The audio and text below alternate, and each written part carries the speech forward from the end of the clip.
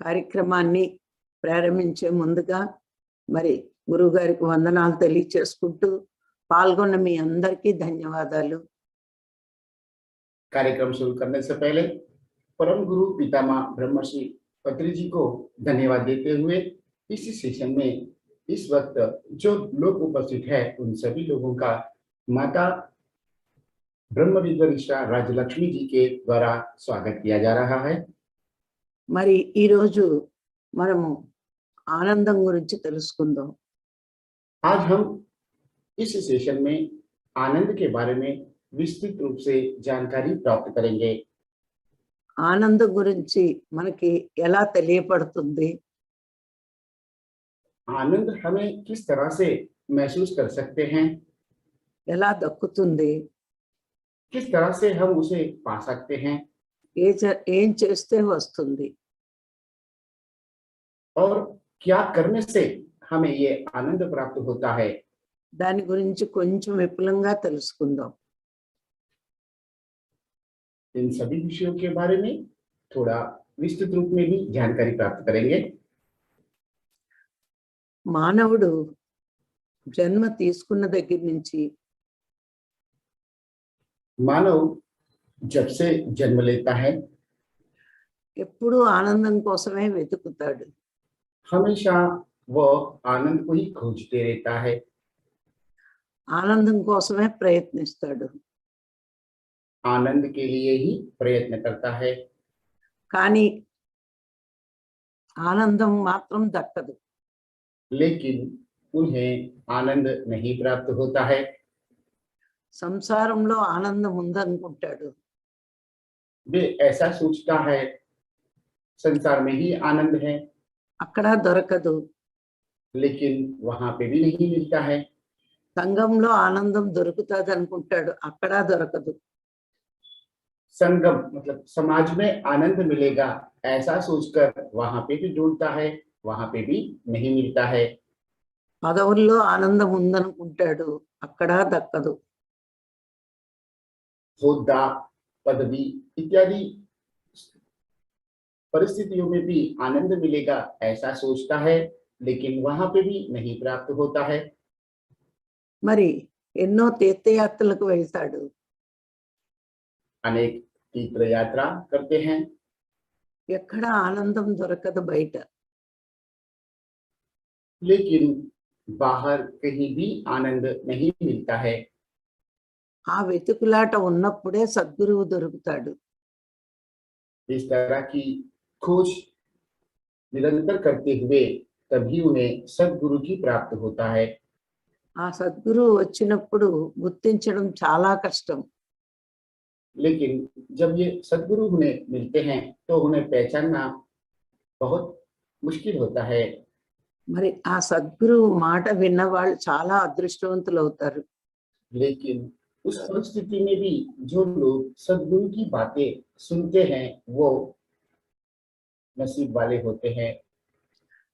మరి సద్గురువు దగ్గరికి చేరి గురువుని విశ్వసించినప్పుడు जैसे ही हम सद्गुरु के पास जाकर गुरु की बातों पे जब हम विश्वास करते हैं అప్పుడు గురువు ఇచ్చిన సాధనని ప్రేమతో స్వీకరిస్తారు. तब गुरु जो हमें साधना बताते हैं उसे हम प्रेम पूर्वक स्वीकार करते हैं. ఆ గురువుని విశ్వసించిన వాళ్ళు ఆ సాధన నచ్చదు. जो लोग गुरु जी को विश्वास नहीं भरोसा नहीं करते हैं उनको यह साधना पसंद नहीं आता है. ఒకవేళ గురువు ఇచ్చిన సాధన ఇంకో దానికి ఆరోగ్యం కోసమో సంతోషం కోరికల కోసమో ఉపయోగించుకుంటారు. और कुछ लोग गुरु जी के द्वारा दिया गया उस साधना को इच्छा पूर्ण करने के लिए, शारीरिक समस्या दूर करने के लिए इत्यादि प्रापंचिक विषयों के लिए भी उपयोग करते हैं. మరి గురువు వస్తేనే తెలుస్తుంది ఆనందం బయట లేదు మనలో ఉందని. सद्गुरु का प्रवेश होने के पश्चात ही हमें पता चलता है आनंद हमारे भीतर ही है, बाहर नहीं है. అది ఎలా దక్కుతుంది అంటే గురువిచ్చిన సాధనతోనే వస్తుంది. और यह आनंद भी गुरु जी के द्वारा दिया गया वो साधना के द्वारा ही हमें प्राप्त होता है। అందువల్లే గురువుని విశ్వసించి ఆయన ఇచ్చిన సాధనని ప్రేమించాలి. इसलिए गुरु जी जो हमें साधना मार्ग बताया है उसके ऊपर भरोसा करते हुए उस मार्ग का अनुकरण करना है। ఇప్పుడు పత్రి గారు చాలా మందికి శ్వాస మీద ధ్యాస నేర్పారు. అందరికీ पत्री जी सभी लोगों को श्वास के ऊपर ध्यान केंद्रित करने वाली साधना ही सिखाया है। మరి కొంతమంది ఆరోగ్యం కోసం, लेकिन कुछ लोग इसे स्वास्थ्य के लिए ఆరోగ్యం కోసం आरोग्य के लिए మరి కోరికల కోసం ఉపయోగిస్తున్నారు. अथवा इच्छाओं परिपूर्ण करने के लिए उपयोग में ले रहे हैं।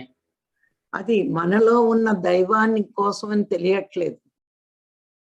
यह साधना हमारे भीतर जो भगवान है उसके लिए है, ये कुछ लोग नहीं जान पाए हैं।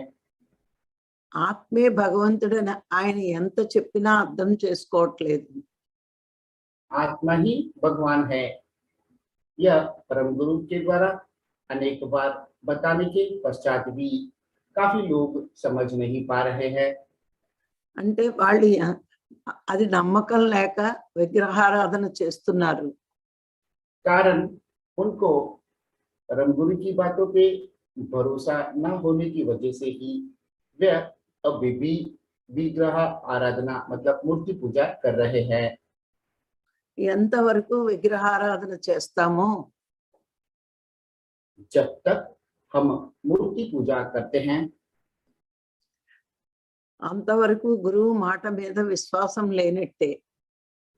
तब तक हमें गुरु जी की बातों पर भरोसा नहीं है ऐसा साबित होता है। మరి ఆయన ఇచ్చిన సాధనని ప్రేమతో స్వీకరించము. और इस तरह से उनके द्वारा दिया वह साधना को हम प्रेम पूर्वक स्वीकार नहीं करते हैं। మరి గురువుని మనస్ఫూర్తిగా విశ్వసించినప్పుడు जब हम गुरु जी को पूरी मन से श्रद्धा पूर्वक जब भरोसा करते हैं అప్పుడు ఆ సాధనని చేస్తాము, విగ్రహారాధన వదులుతాము. जैसे कि हम उनके द्वारा दिया गया और साधना का अनुकरण करते हैं तभी ही हम मूर्ति पूजा बंद करते हैं। ఎంత ప్రేమతో సాధన చేస్తామో जितना प्रेम पूर्वक हम साधना करेंगे మన జీవితంలో అంత శాంతి వస్తుంది. हमारे जीवन में उतनी ही शांति प्रदान होती है। ఆ శాంతి పొందుతూ ఉన్నప్పుడు మనకి చాలా బాగుంటుంది. वह शांति जब हम प्राप्त करते हैं तभी हमें बहुत अच्छा लगता है। మన జీవితంలో శాంతి ఉంది అంటే हमारे जीवन में जो भी शांति अभी है అప్పుడు మనము సత్యం దగ్గరికి చేరుతున్నామని అర్థం.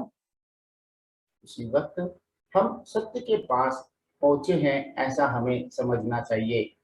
సత్యాన్ని వదిలి అసత్యాన్ని పట్టుకున్నప్పుడు सत्य को छोड़कर असत्य को जब हम पकड़ते हैं अथवा उनके शरण में जाते हैं మన జీవితం అంతా అశాంతితోనే ఉంటుంది.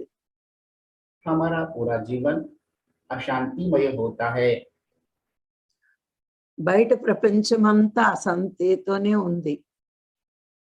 वर्तमान समय में पूरी दुनिया यही अशांति में है।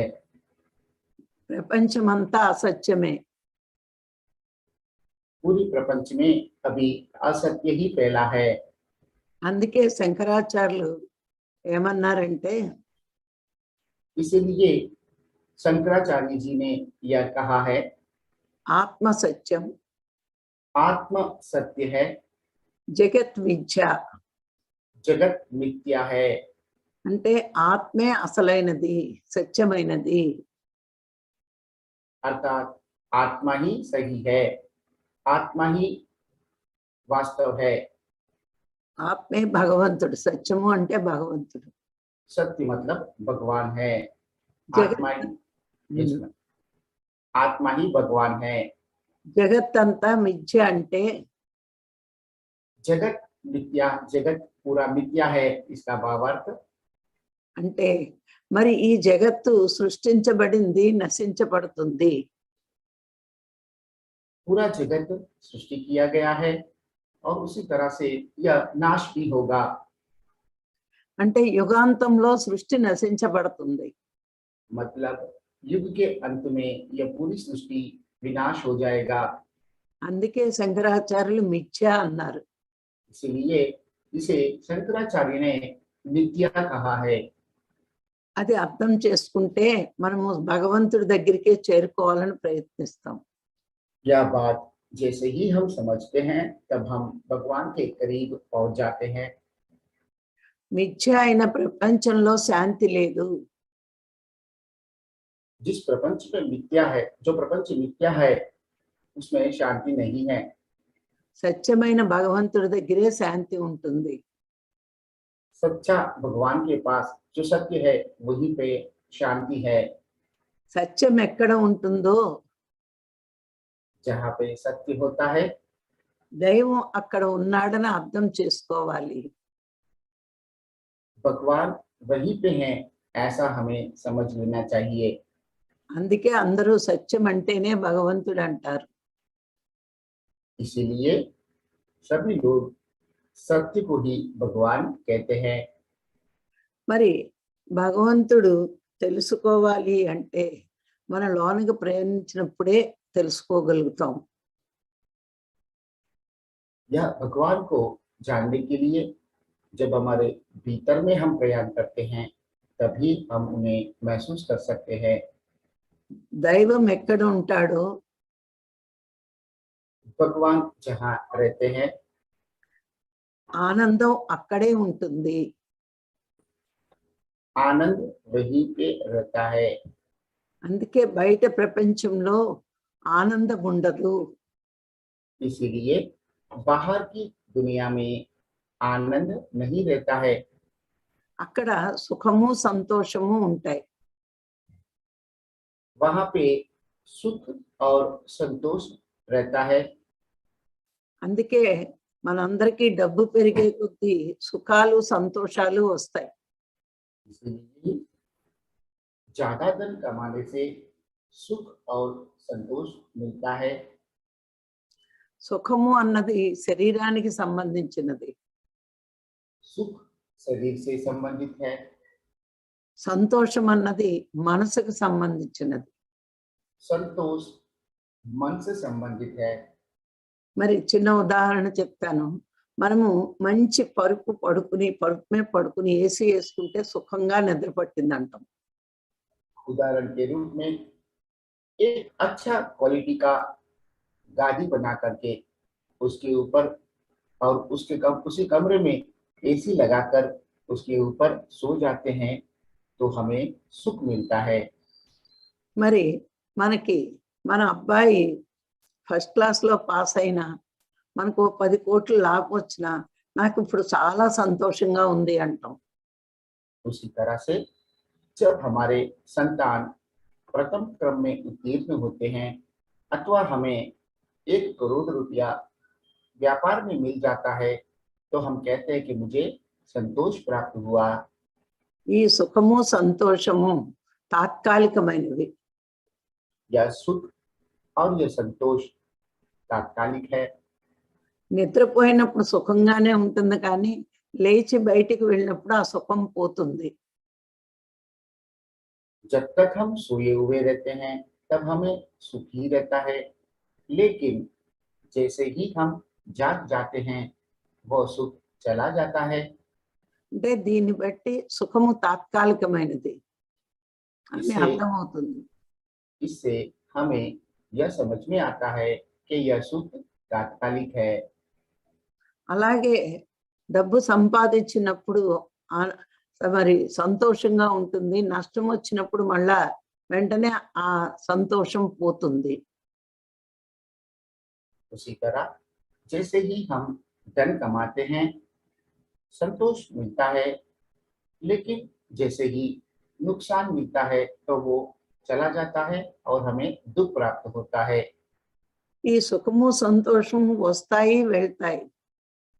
सुख और संतोष आते हैं और जाते भी हैं, మరి ఆనందం అంటే దైవం కాబట్టి అవి వచ్చి వెళ్ళడం అంటూ ఉండదు.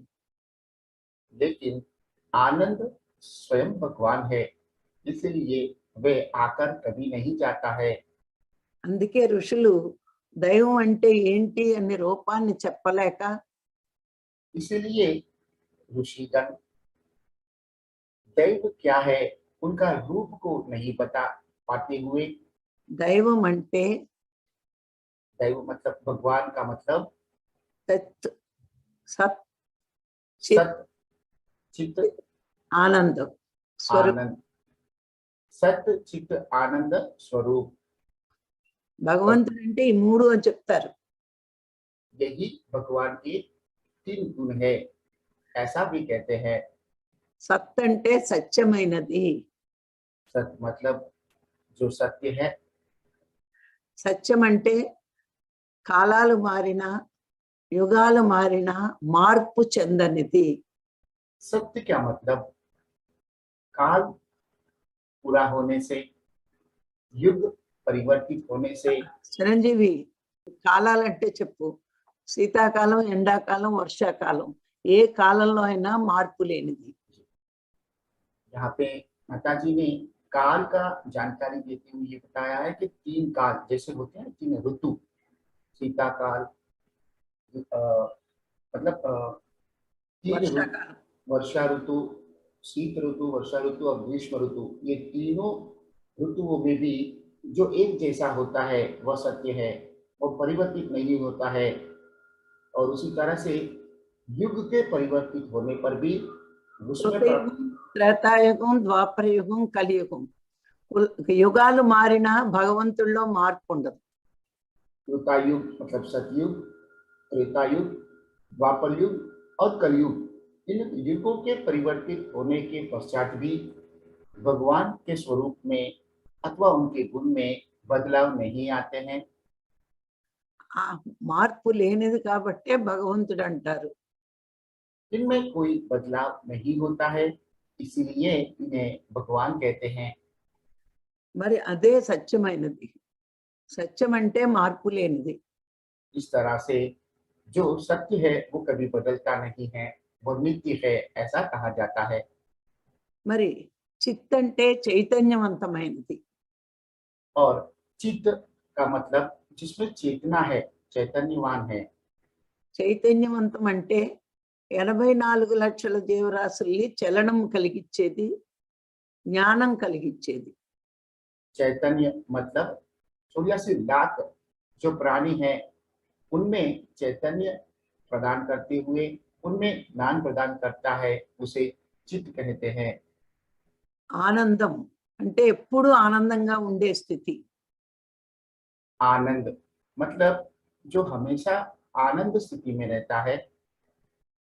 అందుకే భగవంతుడికి ఈ 3 లక్షణాలు చెప్పారు ఋషులు. इसीलिए भगवान के लक्षण बताते ऋषियों ने यह तीन लक्षण भगवान के लिए बताया है।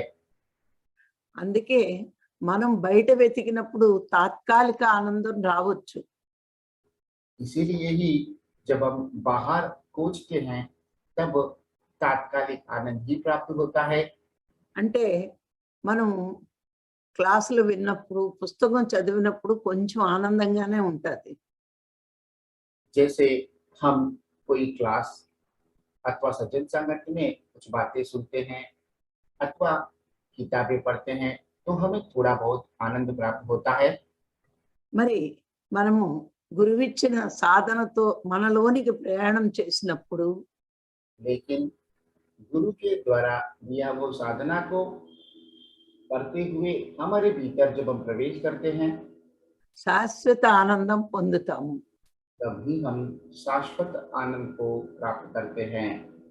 ఇది అర్థం కాక చాలా మంది यह बात समझ में नहीं आने पर बहुत लोग శరీరం కోసం మనసు కోసమే ధ్యానం చేస్తున్నారు. शरीर के लिए और मन के लिए ही ध्यान कर रहे हैं। ఈ ఈ రెండిటి కోసం ధ్యానం చేసినప్పుడు తప్పులు పాపాలు చేయడం మానరు. या दोनों के लिए जो लोग ध्यान करते हैं वो गलतियां और प्राप्त करना बंद नहीं करते हैं, ఎందుకంటే రాక్షసులంతా శరీరం కోసం మనసు కోసమే ధ్యానం చేసి పాపాలు చేసేవారు. क्योंकि राक्षस जाति हमेशा शरीर के लिए और मन के लिए ही ध्यान करते हुए पाप कर्म करते थे। మరి దేవతలంతా భగవంతుడి కోసం ధ్యానం చేసి ఎన్నో ప్రజలకు ఉపకారాలు చేశారు. लेकिन भगवानों ने भगवान के लिए ध्यान करते हुए बहुत कुछ सेवाएं किया है ఎంతో ఉపయోగపడేవారు జనాలకి. और वो सभी लोगों के लिए बहुत उपयोगी हुए हैं। వాళ్ళు ఏ కోరికలు లేవు కాబట్టే భగవంతుడు దేవతలకే సహాయం చేసేవాడు. उनके पास कोई इच्छा नहीं होती थी, इसीलिए भगवान हमेशा सभी भगवानों को ही मदद करते थे। చిన్న ఉదాహరణ చెప్తాను, చెప్తావా చిరంజీవి? Yes ma'am. ఈ భగవంతుడు మెచ్చేది ఎవరిని అని తెలుసుకోవడానికి చిన్న కథ చెప్తాను, ఉదాహరణ. जी, अभी एक छोटी कथा कहानी के द्वारा भगवान मतलब क्या है उसे हम जान सकते हैं। यह कहानी अभी आपको बताया जा रहा है। ఒకసారి రాక్షసులందరూ బ్రహ్మదేవుడి దగ్గరికి వెళ్ళారు. एक बार सभी राक्षस ब्रह्मा जी के पास जाते हैं బ్రహ్మదేవుణ్ణి అడిగారట, और ब्रह्मा भगवान को यह पूछते हैं, మాకు ధ్యానం చేస్తే వరాలు ఇస్తున్నారు, हम जब ध्यान करते हैं तब आप हमें वर देते हो, కానీ మీరు దేవతల పక్షాన ఉండి వాళ్ళ చేత మమ్మల్ని ఓడిస్తున్నారు ఎందుకు అని. लेकिन आप भगवानों के तरफ रहते हुए हमें क्यों हराते हो। అప్పుడు బ్రహ్మదేవుడు, మీకు ఆ విషయం అర్థం అవ్వాలంటే तब ब्रह्मा जी उन्हें कहते हैं, आपको ये बात समझने के लिए రేపు నేను ఒక విందు ఇస్తున్నాను, వచ్చి భోంచేయండి అని చెప్తాడు. मैं आपको कल एक भोजन समारोह का आयोजन कर रहा हूँ, आप सब वहां पे आकर के भोजन कीजिए। దేవతలు కూడా వస్తారు, మీరు వాళ్ళు భోంచెయ్యాలి అని చెప్తాడు. उस आयोजन में समारोह में भगवान भी आएंगे, आप और वे दोनों मिलकर वहां पे भोजन करेंगे, ऐसा वो कहते हैं। దేవతలకి రాక్షసులకి విందు ఏర్పాటు చేస్తాడు. और देव और दानव दोनों के लिए वहां पे भोजन का आयोजन किया जाता है। రెండు లైన్లు, అటో లైను ఇటో లైను పెడతాడు. वहां पे दो पंक्तियां होती है, एक दाएं ओर और एक बाएं ओर। భోజనం చేసే ముందు ఒక కండిషన్ చెప్తాడు. लेकिन भोजन करने से पहले एक शर्त उनके ऊपर रखते हैं, మీరు భోజనం చెయ్యండి కానీ చెయ్యిని ఇలా ఫోల్డ్ చేసుకోకుండా తినాలి అని చెప్తాడు. आपको अपने हाथ को इस तरह से मोड़े बिना ही उनका सेवन करना है। అప్పుడు వాళ్ళు రాక్షసులు చెయ్యి ఫోల్డ్ చేసుకోవద్దన్నారన్న నాలుకతో నాకడం మొదలు పెట్టారు రాక్షసులు. तब दानवों ने राक्षसों ने ब्रह्मा जी की बात सुनते हुए हाथ को बिना फोल्ड करे खाना है इस बात को समझकर अपनी जीभ से वो खाना खाने लगे। అలా తింటున్నప్పుడు వాళ్ళ కళ్ళల్లోకి ముక్కుల్లోకి పదార్థాలు వెళ్ళి మంట పుట్టేవి. जैसे ही वो नीचे झुककर जीभ से वो खाना खा रहे थे तो भोजन का कुछ पदार्थ नाक में और आंख में जाने पर उन्हें वहां पे जलन होता है। దేవతలు మేం తినకపోయినా పర్వాలేదని పక్కవాడి నోట్లో పెట్టడం మొదలు పెట్టారు. लेकिन देव मतलब भगवानों ने मैं नहीं खाऊंगा तो चलेगा, लेकिन मैं बाजू वाले को खिलाता हूँ, या सोचकर हाथ को मोड़े बिना ही बाजू वाले को खिलाना शुरू किया। ఇలా అందరూ ఒకళ్ళ నోట్లో ఒకళ్ళు పెట్టుకుని అందరూ తృప్తిగా భోంచేశారు. इस तरह से एक दूसरे के मुंह में वह खाना बनाकर देते हुए सभी लोगों ने बड़ी संतृप्ति से उस भोजन का सेवन कर लिया। అప్పుడు బ్రహ్మదేవుడు చెప్తాడు, उसके बाद ब्रह्मा जी उन्हें यह बताते हैं, వాళ్ళు తినకపోయినా పక్కవాడు తినాలని ఉద్దేశంతో వీళ్ళు భోజనం పెట్టారు. वह खुद नहीं खा सके तो क्या हुआ, बाजू वाले को खिलाएंगे, यह उद्देश्य से ये सभी लोगों ने भोजन किया। అందుకు వాళ్ళ కడుపు కూడా నిండిద్ది. इसीलिए उनका भी पेट भर चुका है। మరి పక్క వాళ్ళకు ఉపకారం చెయ్యాలనే బుద్ధి వాళ్ళకున్న మట్టి बाजू वालों को बाजू वाले के ऊपर उपकार करने की बुद्धि उनमें है, इसीलिए మేము వాళ్ళ తరపునే ఉంటాము.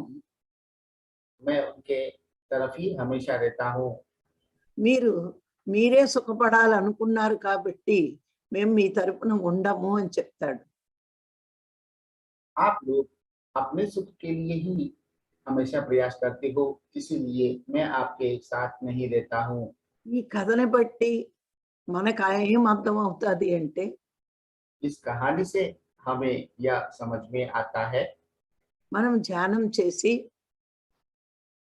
हमें ध्यान करते हुए భగవంతుడి శక్తిని పొంది भगवान की शक्ति ऊर्जा प्राप्त करके మరి పక్కవాడు బాగుండాలని వాళ్ళకి ఉపయోగపడితే अपने आड़ोस पड़ोस के लोग भी सुखी रहे, इसके लिए हम प्रयत्न करते हुए భగవంతుడు తప్పకుండా మనల్ని రక్షిస్తాడు అని అర్థమవుతుంది.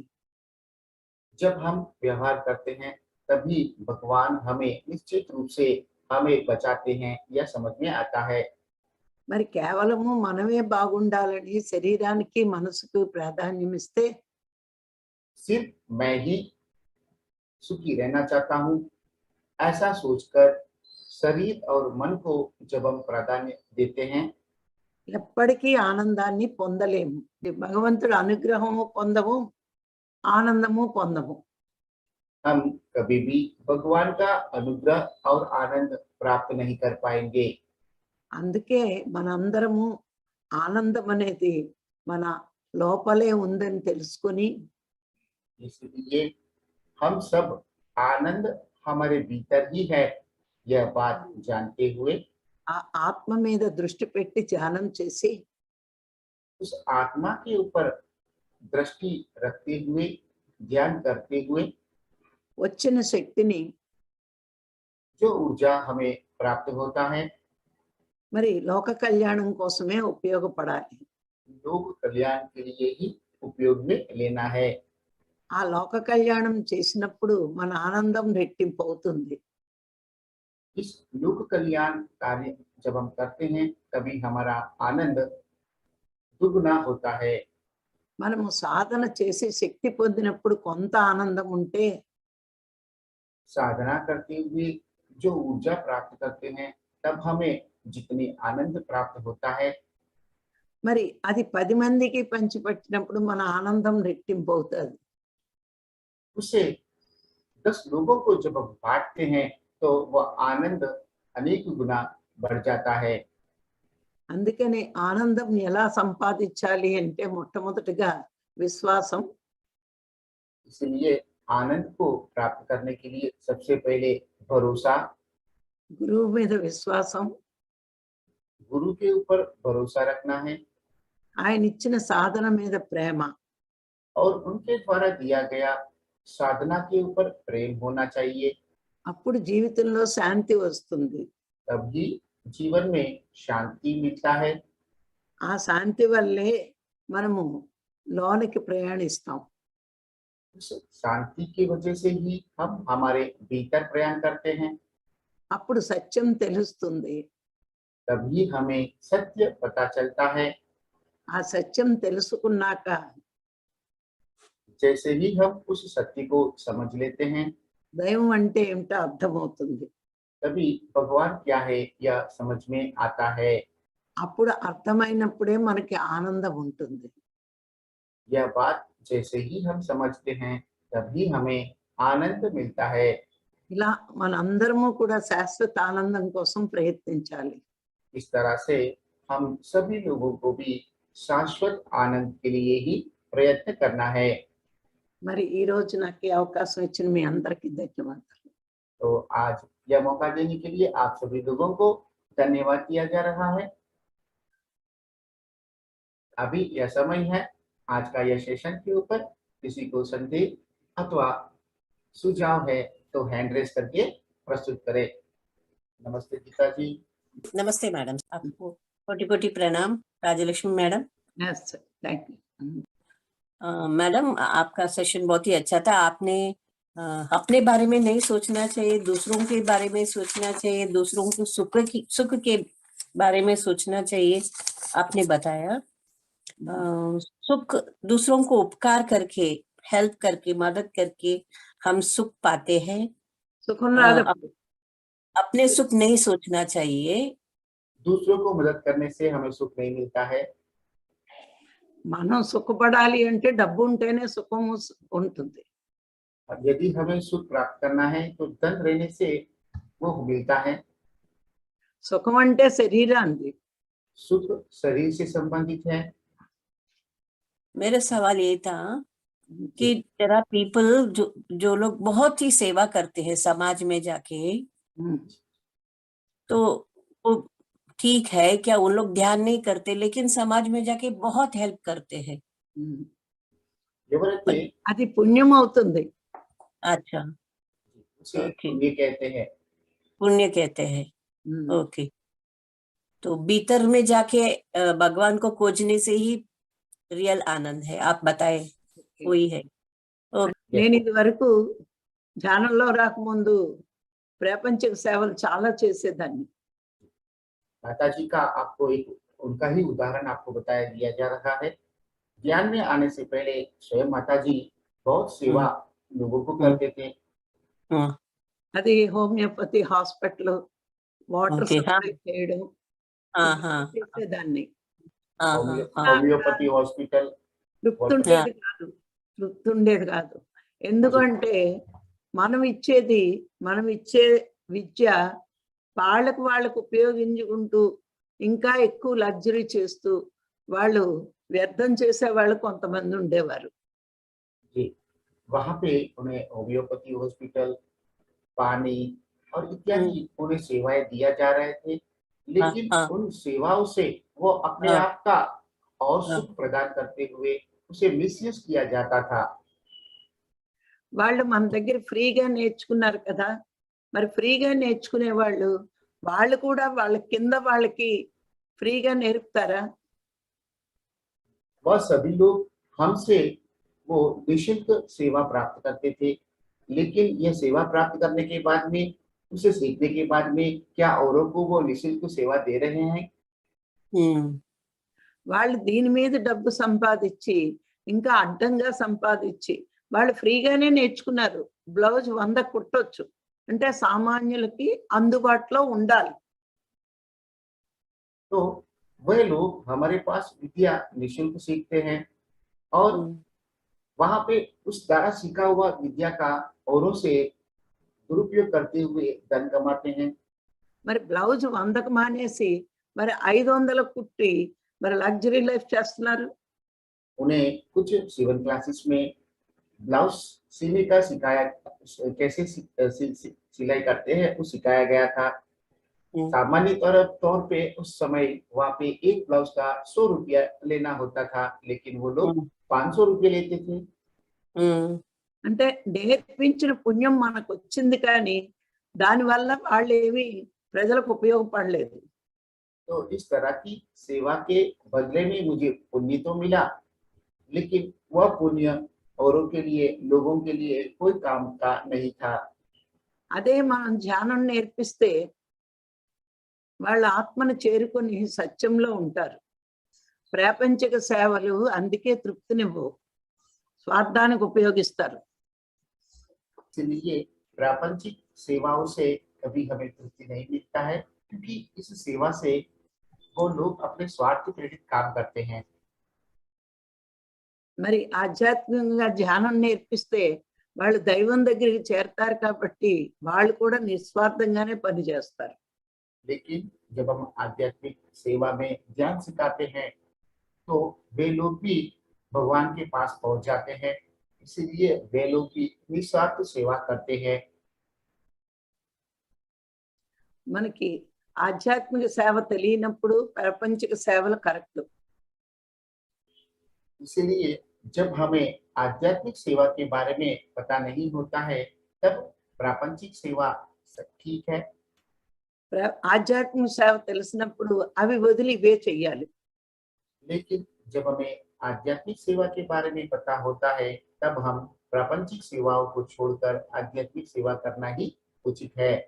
ఇప్పుడే శాశ్వత ఆనందం మనకి కూడా దక్కుతుంది. तभी हमें शाश्वत आनंद प्राप्त होता है। ఇప్పుడు నేను అదే చేస్తున్నాను. इसीलिए माता जी स्वयं अब वही सेवा कर रहे हैं। ठीक है, ओके मैडम, थैंक यू। समझ में आ गया। तो समाज सेवा से आध्यात्मिक सेवा उचित है, उत्तम है, मालूम पड़ गया। అది 50% లాభం, ఇది 100% లాభం. वो कुछ प्रतिशत ही लाभ मिलता है समाज सेवा से, लेकिन आध्यात्मिक सेवा में आपको 100% लाभ होता है। ప్రాపంచిక సేవ భూమి మీద ఉన్న వరకే సుఖపడతారు. प्रापंचिक सेवा जब तक हम इस धरती पे हैं, तब तक ही हमें सुख प्राप्त होता है। ఆధ్యాత్మిక సేవ భూమి మీదే కాదు ఆ లోకాల్లో కూడా ఉన్నతంగా ఉంటారు. आध्यात्मिक सेवा सिर्फ धरती पे ही नहीं, दूसरे लोक में, उन्नत लोक में भी जब हम जाते हैं, वहां पे भी हमें यह सुख मिलता है।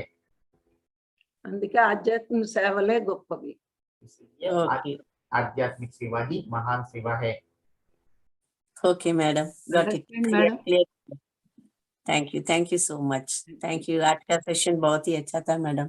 आज भी आनंद के बारे में इतने अच्छे बताए आपने। सही आनंद क्या है बहुत ही अच्छी तरह से बताए। वर्तमान में पूरी दुनिया कैसे असत्य है और आत्मा सच सत्य है, बहुत ही अच्छे तरह से बताए। बोलो. Very nice madam, thank you so much. Thank you Geeta ji. नमस्ते आयुष जी, अपने आप को अनम्यूट करेंगे। नमस्ते सर। नमस्ते मैडम। नमस्ते। आज का विषय लेने के लिए बहुत बहुत धन्यवाद। आज हमने ये समझा है कि हम आनंद को कैसे महसूस कर सकते हैं, उसे कैसे पा सकते हैं, उसे कैसे प्राप्त कर सकते हैं, इस विषय के ऊपर हमने आज बात की। मानव अपने जन्म से ही आनंद खोजता है। शुरुआत में वह सांसारिक चीजों में आनंद की खोज करता है, मित्रों में, समाज में, ओहदा में, पदवी में, तीर्थ यात्रा में, परंतु कहीं पर भी उसको पूर्णकालिक आनंद की प्राप्ति नहीं होती है। ఈ రోజు మీరు ఈ విషయాన్ని తీసుకున్నందుకు, సెలెక్ట్ చేసినందుకు మీకు ధన్యవాదాలు చెప్తున్నాను। మానవులంతా ఆనందాన్ని మొదలు సంసారంలో సంఘంలో వెతుకుతారు, సంఘంలో వెతుకుతారని చెప్తున్నారు। వారు తీర్థయాత్రలో మరి ఇతర ప్రవృత్తిలో ఆనందాన్ని వెతుకుతూ ఉంటారు అని చెప్పారు। शुरुआत में वह केवल प्रापंचिक विषयों में ही आनंद को खोजता है, परंतु फिर उसे सद्गुरु की प्राप्ति होती है। सद्गुरु उसे बताते हैं कि आनंद उसके अंदर ही है। మొదట్లో ప్రాపంచిక సేవ చేస్తూనే అందులోనే ఆనందాన్ని వెతుకుతూ ఉంటారు, అప్పుడే వారికి సద్గురువు దొరుకుతారు। ఆ సద్గురు తర్వాత ఆ సద్గురు చెప్పినటువంటి ఆ మార్గాన్ని అనుసరించాకనే వారికి ఆనందం దొరుకుతుందని చెప్పారు। శాశ్వత ఆనందం, शाश्वत आनंद। Yes ma'am. गुरु उसे बताते हैं कि उसे एक साधना मार्ग देते हैं। साधना मार्ग करते हुए वह शांति को प्राप्त होता है और शांति के द्वारा उसे वह चिदानंद को प्राप्त होता है। శాంతి ద్వారా సత్య అవగతాయి, సత్యం శాంతి सत्य। ఉంటే కూడా సత్యం తెలుస్తుంది. शांति के द्वारा ही उसे सत्य शांति। पता, सत्य को वो जान पाते हैं। तो आगे मैडम ने बताया कि कई लोग इस साधना मार्ग का उपयोग शारीरिक व मानसिक लाभ के लिए ही करते हैं और उसी को वह आनंद चिदानंद मानते हैं। पर चिदानंद का मतलब पूर्णकालिक आनंद, यानी कुछ लोग केवल शरीर व मन के लिए इस साधना का उपयोग करते हैं और वह सोचते हैं कि चिदानंद यानी पूर्णकालिक आनंद उनको इस तरीके से मिल जाएगा। ఓకే, శరీరం మనసు గురించి ఆలోచించి ఆ ఆనందాన్ని పొందుతూ దీని ద్వారానే వారికి నిత్యానందం వస్తుందని అనుకుంటారు। परंतु पूर्णकालिक आनंद केवल उन्हें ही मिलता है जो सत्य की खोज में है, जो सत्य को पाना चाहते हैं। కానీ పూర్ణకాలిక ఆనందాన్ని ఎవరైతే సత్యాన్ని తెలుసుకుంటారో వారే పొందగలరని చెప్తున్నారు। क्योंकि जहाँ सत्य है हम भगवान वहीं पर है। ఎందుకంటే సత్యం ఎక్కడ ఉంటాడో అక్కడే భగవంతుడు ఉంటారని చెప్తున్నారు। आगे मैडम ने बताया कि जो लोग अल्पकालिक आनंद के लिए प्रयासरत हैं उन्हें सुख व संतोष मिलेगा। सुख शारीरिक है, संतोष मानसिक है। ఎవరైతే స్వల్పకాలీన ఆనందాన్ని వెతుకుతూ ఉంటారో వారు శరీరం కొరకు మనసు కొరకు వెతుకుతూ ఉంటారో అది కొంత సమయం వరకే ఉంటుంది। उदाहरण के लिए पैसे से हम एक बहुत महंगा गद्दा लेके आ सकते हैं और एक एसी कमरे में सो सकते हैं, उससे हमें सुख मिलेगा, शारीरिक सुख मिलेगा। हम पैसे से कुछ धन कमा सकते हैं, व्यापार में धन कमा सकते हैं, बहुत सारा धन कमाने से हमें मानसिक शांति मिलेगी, परंतु वह अल्पकालिक रहेगी। जब हमारी नींद खुलती है, जब हमें सच्चाई पता लगती है, तब पता लगता है कि ये तो अल्पकालिक ही था। तो ऋषि कहते हैं कि भगवान और भगवान क्या है? तो भगवान का चिन्ह है सत चित्त आनंद। सत्य का मतलब जो सभी ऋतुओं में, सभी कालों में जो एक सा बना रहता है, शाश्वत है, वही सत्य है। चित्त का मतलब जो एक कॉमन बात सभी 84 लाख प्राणियों के अंदर है, वह चैतन्यता है, कॉन्शियसनेस है। और तीसरा है आनंद, जो पूर्णकालिक हमेशा आनंद में रहे, वही सच्चिदानंद है और वही भगवान है। मैडम ने आगे आखिरी में एक एग्जाम्पल दिया कि जब राक्षस भगवान के पास, ब्रह्मा जी के पास जाते हैं, ब्रह्मा जी से कहते हैं कि हम इतनी साधना करते हैं, आप हमें वर भी दे देते हैं, परंतु जब भी हमारा युद्ध देवों के साथ होता है, आप देवों की तरफ ही क्यों रहते हैं? तो ब्रह्मा जी ने उन्हें एक भोज पे आमंत्रित किया, जिस भोज पे एक कतार देवों की और एक कतार दानवों की थी, राक्षसों की थी। ब्रह्मा जी ने भोज के लिए एक नियम बनाया कि कोई भी व्यक्ति भोजन करते समय अपनी कोहनी को नहीं मोड़ेगा, हाथ को सीधा रखेगा।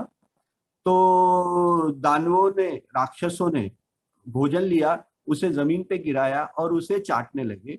चाटते चाटते बहुत सारा भोजन उनकी आंख में और नाक में लगा, जिससे उन्हें काफी जलन महसूस हुई। उसके उलट देवों ने अपने बिना अपनी कोहनी को मोड़े एक दूसरे को भोजन खिलाना शुरू किया, जिससे सभी को तृप्ति हुई, सबको तृप्ति हुई और सब काफी आनंद में थे। तब ब्रह्मा जी ने दानवों को बताया कि युद्ध के समय मैं देवों का पक्षधर हमेशा इसलिए रहता हूं क्योंकि देव दूसरों की सोचते हैं, दूसरों के आनंद के लिए काम करते हैं। तो इस उदाहरण के द्वारा मैडम ने यह कहा कि हमारे स्वयं के अंदर आनंद है, परंतु स्वयं के आनंद को बढ़ाने के लिए जब हम उसे बांटते हैं, दूसरों के साथ साझा करते हैं, तब वो और ज्यादा बढ़ता है। इसलिए ब्रह्मा जी हमेशा देवों का पक्षधर लेते हैं, क्योंकि देव आनंद बांटने का काम करते हैं, जिससे उनका स्वयं का आनंद भी बढ़ता है। तो इसलिए अंतिम में मैडम ने कहा कि गुरुओं पर भरोसा करके साधना से प्रेम करना, तभी हमें जीवन में शांति मिलती है, जिससे हम भीतर की यात्रा करते हैं और सत्य को पाते हैं, जो आनंद लेके आता है, और जब हम उसे बांटते हैं तो हमारा स्वयं का भी आनंद बढ़ता है। ऐसा कच्चा पक्का मैंने समझा। రాజుకు నేను ఈ విధంగా కచ్చా పక్క అంటే నాకు అర్థమైన విషయంలో నేను రాసుకున్నానండి, వాళ్ళ తప్పకుండా చెప్పడానికి। బాగా అర్థమైంది, ठीक समझता है। जी, आपने बहुत ही अच्छे से समझा है। धन्यवाद आयुष जी। धन्यवाद। Thank you sir. तो अब हम यह सेशन को यहाँ पे समाप्त करते हैं। मिलते हैं कल सुबह के ब्रह्म मुहूर्त का साइलेंस मेडिटेशन और गुरु जी के संदेश के लिए। तब तक हम आपसे रजा लेते हैं। Thank you. Thank you, thank you, thank you.